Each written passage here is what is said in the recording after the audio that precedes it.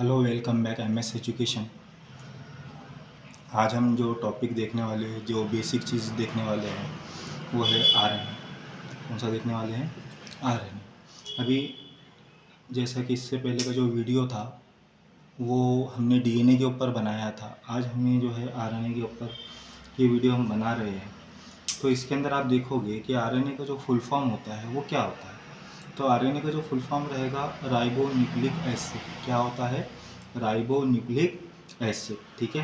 अब इसका अगर डेफिनेशन देखें अपन, अब ये आरएनए क्या होता है, एक ये नॉन जेनेटिक मटेरियल होता है। अभी जो डिफरेंस भी हम देखेंगे इसके अंदर, जो डीएनए होता है, आरएनए होता है, इन दोनों के बीच में क्या क्या डिफरेंस होती है वो भी हम डिस्कस करेंगे इस वीडियो के अंदर। सिर्फ अपन बेसिक चीज़ें ही करने वाले हैं, ठीक है, ताकि बच्चों को जो है वो सही तरीके से इन्फॉर्मेशन मिले और उनका जो बेस है वो स्ट्रॉन्ग हो सके। ठीक है। तो हम यहाँ पे देखो डीएनए आरएनए का जो डेफिनेशन है वो क्या होता है देखना है। RNA is a single strand nucleic acid involve in a protein synthesis and gene regulation. तो यहाँ पे क्या दिया हुआ है कि जो आरएनए होता है वो सिंगल स्ट्रैंड होता है। जैसा कि आपने पढ़ा है कि जो डीएनए रहेगा वो डबल स्ट्रैंड रहेगा कुछ इस तरीके से। ठीक है। आरएनए जो है वो सिंगल स्ट्रैंड होता है। कैसा होता है? सिंगल। अब डीएनए के अंदर आप देखोगे तो इसके अंदर दो स्ट्रैंड है, एक ये वाला स्ट्रैंड और एक ये वाला स्ट्रैंड, लेकिन आरएनए के अंदर ये सिंगल स्ट्रैंड होता है। और इसी तरीके से ये न्यूक्लिक एसिड रहता है। क्या रहता है? Nucleic acid. तो आप आरएनए के नाम में भी देखोगे तो यहाँ पे दिया हुआ है राइबो न्यूक्लिक एसिड मतलब ये न्यूक्लिक एसिड होता है। Involve in the protein synthesis, ये प्रोटीन बनाने का काम करता है और जीन को जो है रेगुलेट करता है, यानी रेगुलेशन करता है उसका। अगर हम उसका स्ट्रक्चर देखेंगे, ठीक है, तो स्ट्रक्चर के अंदर क्या दिया हुआ है कि ये सिंगल स्ट्रैंड होता है, जो कि अपन ने डेफिनेशन में पढ़ा है। सिंगल स्ट्रैंड मॉलिक्यूल्स होता है। ये देखो, ये सिंगल स्ट्रैंड मॉलिक्यूल्स है। कौन सा है? सिंगल स्ट्रैंड मॉलिक्यूल्स ये होता है। Made of the nucleotides. अभी न्यूक्लियोटाइड्स क्या रहेगा? ठीक है, यानी शुगर, फॉस्फेट ग्रुप और नाइट्रोजन बेस, इनका जो ग्रुप होता है इसको न्यूक्लियोसाइड्स बोला जाता है। क्या बोला जाता है इसको? न्यूक्लियोटाइड्स, सॉरी, न्यूक्लियोटाइड बोला जाता है। ठीक है। आप देखो इसके अंदर चीज़ें कौन कौन सी होती है। पहला है शुगर। शुगर के अंदर राइबोज आएगा। क्या आएगा? राइबोज। फिर phosphate group and nitrogen base. ठीक है। और नाइट्रोजन बेस के अंदर जो चीज़ें होती है, एक रहेगा एडेनिन जिसको डिनोट किया जाता है ए से, एक रहता है गोवानिन जिसको डिनोट किया जाता है जी से, एक होता है साइटोसिन जिसको डिनोट किया जाता है सी से, और एक होता है यूरासिल। अब इसमें एक चीज़ जो वो इम्पोर्टेंट है, एक जो चीज़ रहेगा वो इम्पोर्टेंट है, डीएनए के अंदर थाइमिन होता है। किसके अंदर? डीएनए में। ठीक है। डीएनए के अंदर जो नाइट्रोजन बेस रहेगा वो थाइमिन रहेगा। और आरएनए के अंदर जो है, आरएनए में जो होता है वो होता है यूरासिल। क्या रहेगा? यूरासिल, जिसको अपन डिनोट करते हैं यू से। क्लियर? अभी इसके अपन टाइप देखेंगे, जो टाइप क्या क्या होते हैं इसके। तो इसके अंदर आप फर्स्ट टाइप जो देखोगे तो वो है एम आर एन ए। क्या दिया हुआ है? M R N A. M का फुल फॉर्म होता है मैसेंजर, और आरएनए का फुल फॉर्म तो आपको पता है, राइबो न्यूक्लिक एसिड। अब दूसरा जो रहेगा इसका वो रहेगा टीआरएनए। तो टीआरएनए का यहाँ पे टी का जो फुल फॉर्म होता है ट्रांसफर, और आरएनए का फुल फॉर्म तो आपको पता है राइबो न्यूक्लिक एसिड।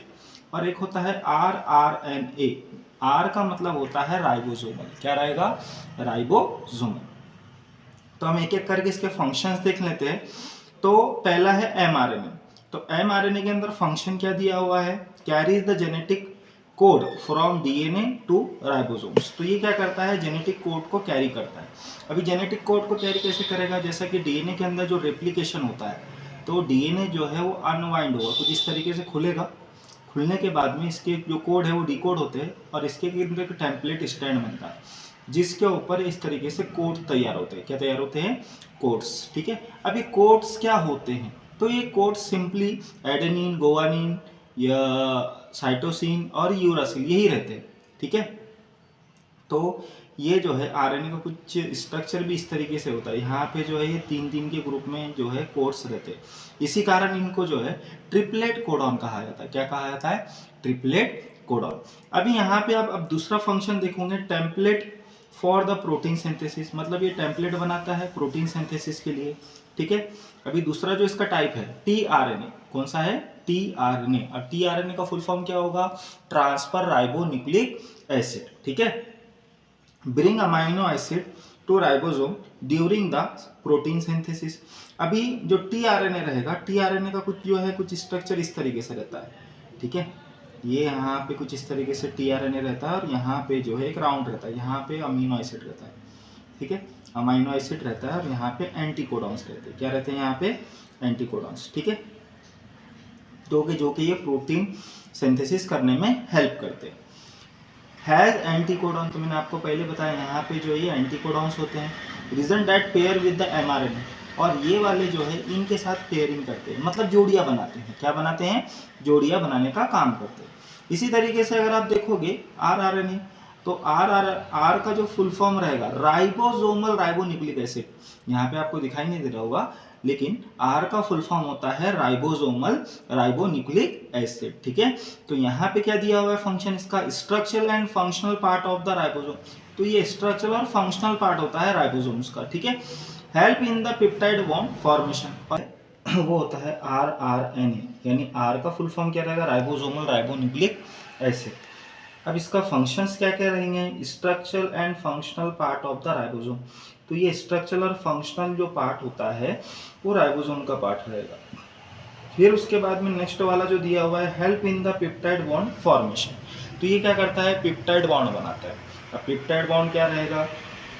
जैसा कि हमारे पास में दिया हुआ है कि ये दो स्टैंड है, ठीक है, या कोड्स है, तो कोड्स के बीच में इस तरीके जो बॉन्ड्स बनते हैं उन बॉन्ड्स को पेप्टाइड बॉन्ड बोला जाता है। क्या बोला जाता है? पेप्टाइड बॉन्ड, जो कि हाइड्रोजन्स के बने हुए होते हैं। किसके बने हुए होते हैं? हाइड्रोजन के जो है ये पेप्टाइड बॉन्ड जो है वो बने हुए होते हैं। क्लियर?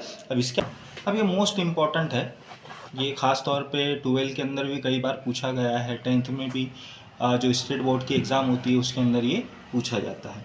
तो यहाँ पे आपको दिया हुआ है difference between DNA and RNA, ठीक है। तो फीचर देखना है अपनों को। फीचर्स के अंदर क्या क्या? अपना नंबर 1 जो है वो दिया हुआ है शुगर, ठीक है। नंबर 2 दिया हुआ है आपको क्या?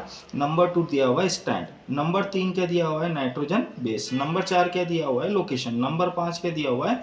फंक्शन, ठीक है। तो यहाँ पे अपनों को देखना है शुगर। अब डीएनए में शुगर कैसा होता है? तो जो डीएनए में शुगर रहेगा वो रहेगा डीऑक्सी राइबोज, ठीक है।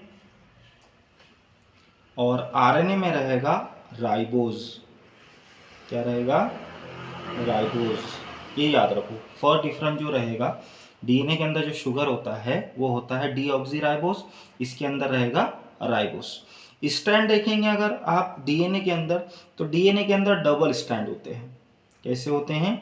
Double strand. इसके अंदर कैसा रहेगा? सिंगल रहेगा, जो कि अपन ने पढ़ा है, ठीक है। अब स्ट्रैंड एक्चुअल में क्या है? इस तरीके का जो स्ट्रक्चर रहेगा इसको बोलेंगे अपन डबल स्ट्रैंड, और इस तरीके का सिंगल स्ट्रैंड रहता है, ठीक है।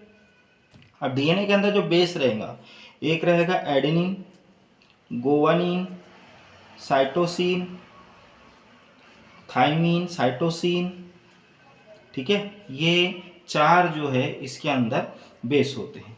अब इसके अंदर क्या रहेगा? इसके अंदर रहेगा आपका adenine, guanine, cytosine and thymine की जगह यूरासिल होता है। क्या होता है? यूरासिल। ये वाला आपका जो इसका लोकेशन रहेगा, डीएनए का जो लोकेशन होता है वो होता है न्यूक्लियस, यानी डीएनए हमारा न्यूक्लियस में पाया जाता है, ठीक है। और जो आरएनए होता है वो न्यूक्लियस एंड साइटोप्लाज्म में मिलता है। कहाँ पे मिलता है? साइटोप्लाज्म में, ठीक है। अब अगर इसके फंक्शन देखेंगे तो डीएनए जो है वो जेनेटिक मटेरियल होता है। क्या होता है? जेनेटिक मटेरियल रहेगा। और ये जो है प्रोटीन सिंथेसिस करता है।